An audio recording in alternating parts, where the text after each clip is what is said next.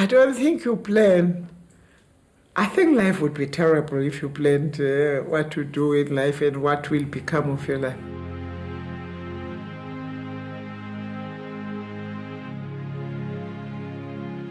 I'm Madikizela. That's who I am. I never dreamt I would meet a Mandela. I never dreamt that I would end up in and out of prisons.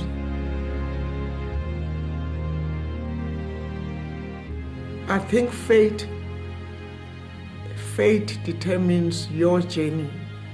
I wouldn't ever claim that one day I sat and thought, oh, I'm going to be a freedom fighter.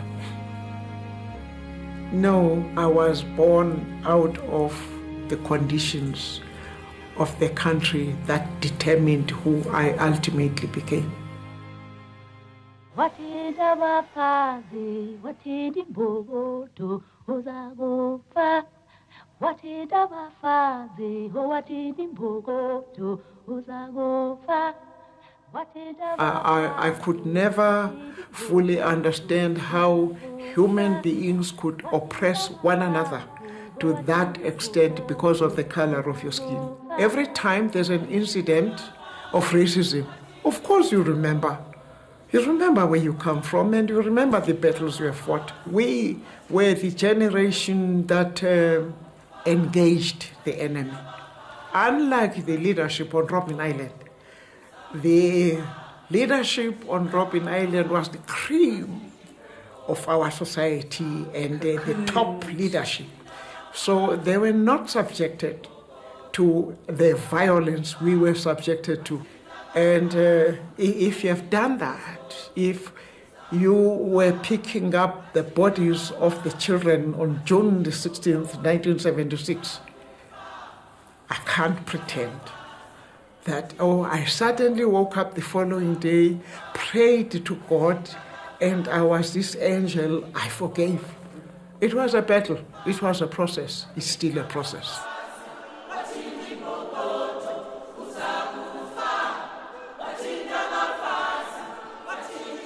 When I was in prison, the very first time when I was in solitary confinement, you are interrogated for 7 nights and 7 days without any sleep, and God provided a mechanism I had never thought of at the time.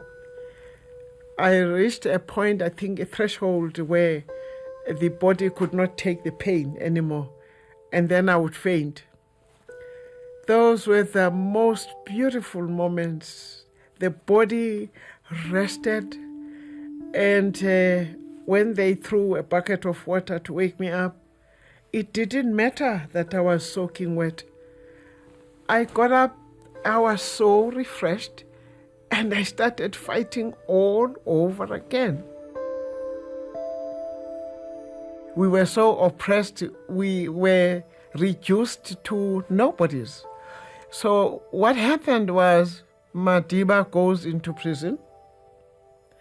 I am banished to Brantford. And I had noticed, even before I left Johannesburg, that the name Winnie was beginning to be forgotten by even my family. Everything I said was Mandela's wife. I became a nobody. Here I am now, losing myself and being absorbed into this name. Yeah, I am married, but I am still Winnie. So that scared me.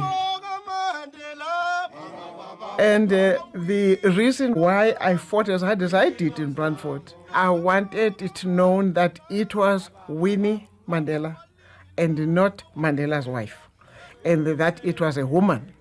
And I would take on the enemy as much as they oppressed me. I decided I will fight them to the last drop of my blood, and I will show them that women are going to bring about change in South Africa. And we did.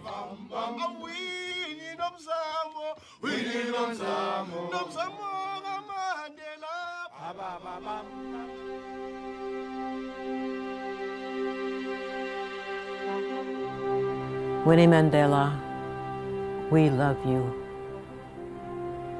If we had known you in a time of peace, we would have loved your peacefulness. Your quiet so deep, it did not hear the call to fight. We missed our chance. Winnie Mandela, we love you. In a time of war, we love your ferocity. We love your vigilance. We love your impatience with killers and charlatans. We love your hatred of the deaths of our people. We love your hatred of despair. Winnie Mandela, sister, beloved sister, we love you. Yours is the contemporary face of the mother of the human race.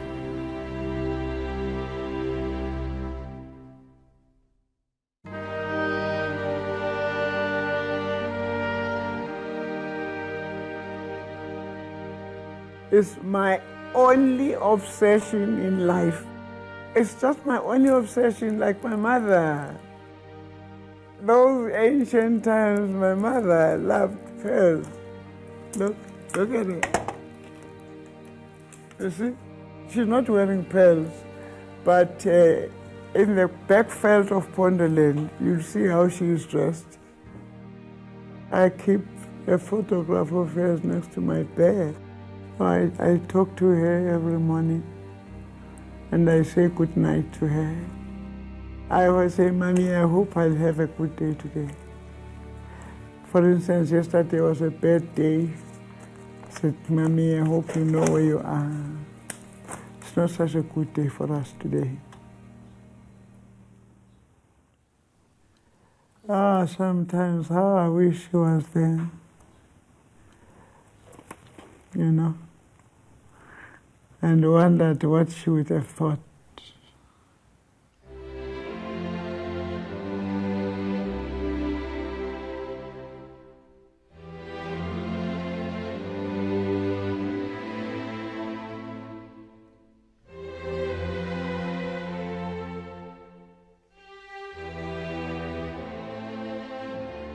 I think it is natural for any two parents, no matter what circumstances exist, to be deeply attached to each other.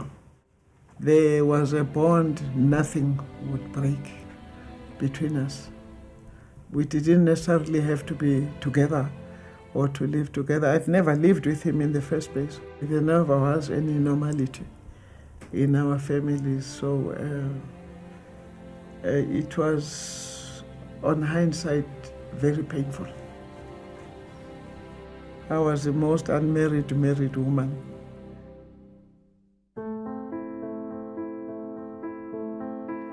It is possible, of course, that my father foresaw what would happen in future, because I know for a fact that he wanted a boy, and there I came. So he brought me up as a boy.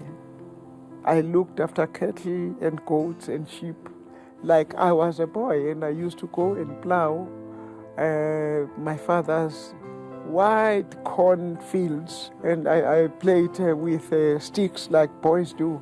And he brought me up to be as tough as hell.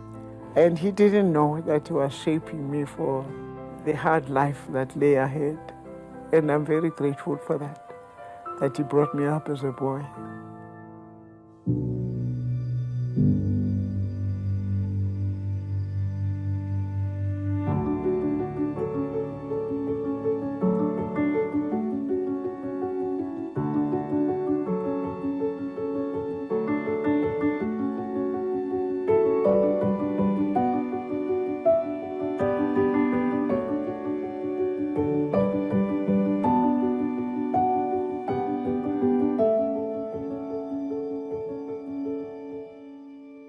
It is an individual choice you make in your life to make a difference.